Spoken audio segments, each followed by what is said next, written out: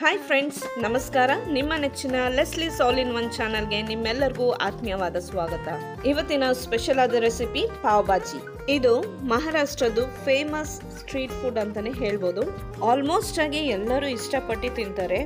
Easy ಮತ್ತು simple ಆಗಿ ಮನೇಲೆ ಹೇಗೆ ಮಾಡ್ಕೋಬಹುದು ಪಾವ್ ಭಾಜಿ ಅನ್ನೋದನ್ನ ತೋರಿಸ್ಕೊಡ್ತಾ ಇದ್ದೀನಿ. ಬನ್ನಿ. ಮೊದಲಿಗೆ ಎಲ್ಲಾ ತರಕಾರಿಗಳನ್ನ ಬೇಯಿಸ್ಕೋಬೇಕಾಗುತ್ತೆ. ಈಗ ಹೂಕೋಸನ್ನ ಹಾಕೊಳ್ತಾ ಇದ್ದೀನಿ, ಹಾಗೆ 2 ಆಲೂಗಡ್ಡೆನ ಕೂಡ ಹಾಕೊಳ್ತಾ ಇದ್ದೀನಿ. ರಾತ್ರಿ ಇಡೀ ನೆನೆಸಿಟ್ಟಂತಹ ಬಟಾಣಿನ ಹಾಕೊಳ್ತಾ ಇದ್ದೀನಿ, ಹಾಗೆ 1 ಹುಳಿ ಟೊಮೆಟೊನ ಹಾಕೊಳ್ತಾ ಇದ್ದೀನಿ. ತರಕಾರಿ ಮುಳುಗೋ ಅಷ್ಟು ನೀರನ್ನ ಹಾಕೋಬೇಕು. ತರಕಾರಿಗೆ ಬೇಕಾಗುವಷ್ಟು ಉಪ್ಪನ್ನ ಹಾಕೊಳ್ತಾ ಇದ್ದೀನಿ. ಒಮ್ಮೆ ಇದನ್ನೆಲ್ಲ ಚೆನ್ನಾಗಿ ಮಿಕ್ಸ್ ಮಾಡ್ಕೊಳ್ಳೋಣ. ತರಕಾರಿ ತುಂಬ ಸಾಫ್ಟ್ ಆಗಿ ಇರಬೇಕು, ಅದಕ್ಕೋಸ್ಕರ ಈಗ ಲಿಡ್ನ ಕ್ಲೋಸ್ ಮಾಡಿ 4 ರಿಂದ 5 ವಿಜಿಲನ್ನು ತೆಗಿತಾ ಇದ್ದೀನಿ. ತರಕಾರಿ ಈಗ ಬೆಂದಿದ್ದಾಗಿದೆ, ಇದನ್ನ ಸೋಸ್ಕೊಂಡಿದ್ದೀನಿ. ನೀರೆಲ್ಲ ಸಪ್ರೇಟ್ ಆಗಿ ತೆಗೆದು ಇದನ್ನ ಒಂದು ಬೌಲಿಗೆ ಹಾಕೊಂಡು ಈ ತರ ಇದನ್ನ ಮ್ಯಾಶ್ ಮಾಡ್ಕೊಳ್ಬೇಕಾಗುತ್ತೆ. ತರಕಾರಿ ಚೆನ್ನಾಗಿ ಮ್ಯಾಶ್ ಆದಷ್ಟು ಮಸಾಲ ಚೆನ್ನಾಗಿ ಹೊಂದ್ಕೊಳ್ಳುತ್ತೆ ತರಕಾರಿ ಜೊತೆಗೆ. ಮಿಕ್ಸಿ ಜಾರಿಗೆ ಈಗ ಹುರ್ಗಡ್ಲೆನ ಹಾಕೊಳ್ತಾ ಇದ್ದೀನಿ, ಹಾಗೆ ಇದಕ್ಕೆ 1 ಟೀ ಸ್ಪೂನ್ ಅಷ್ಟು ಅಚ್ಕಾರದ ಪುಡಿನ ಹಾಕೊಳ್ತಾ ಇದ್ದೀನಿ. ರುಚಿಗೆ ತಕ್ಕಷ್ಟು ಉಪ್ಪನ್ನ ಹಾಕೊಳ್ತಾ ಇದ್ದೀನಿ. ಇದನ್ನ ಈಗ ಚೆನ್ನಾಗಿ ಫೈನ್ ಆಗಿ ಪೌಡರ್ ಮಾಡ್ಕೊಳ್ಳೋಣ. ಹುರ್ಗಡ್ಲೆ ಪುಡಿ ರೆಡಿ ಆಗಿದೆ ನೋಡಿ, ಎಷ್ಟು ನುಣ್ಣಗೆ ಪುಡಿ ಆಗಬೇಕು ಇದು. ಒಂದು ಬೌಲ್ಗೆ 3 ಟೇಬಲ್ ಸ್ಪೂನ್ ಆಗುವಷ್ಟು ಹುರ್ಗಡ್ಲೆ ಪುಡಿ ಏನು ಮಾಡ್ಕೊಂಡಿದ್ವಲ್ಲ ಅದನ್ನ ಹಾಕೊಳ್ತಾ ಇದ್ದೀನಿ.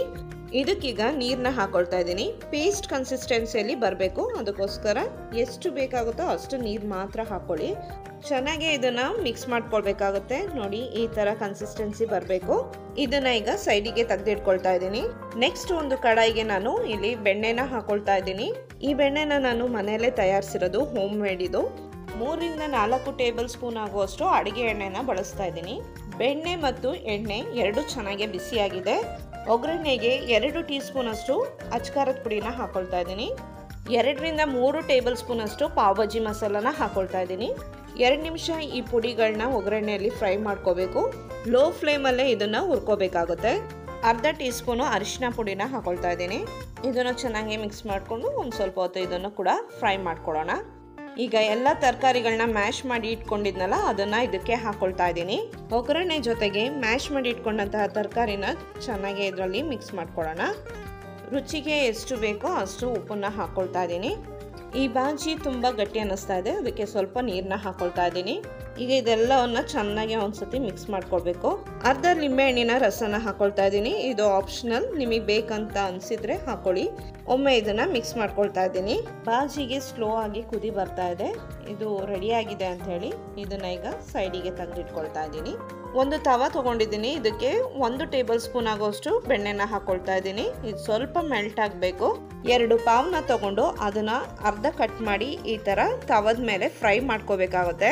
ಪಾವ್ನ ಉಲ್ಟಾ ಮಾಡಿ 2 ಸೈಡಲ್ಲೂ ನಾವು ಫ್ರೈ ಮಾಡ್ಕೋಬೇಕಾಗುತ್ತೆ. ಈಗ ಪಾವ್ನ ಫ್ರೈ ಮಾಡ್ಕೊಂಡಿದ್ದಾಗಿದೆ.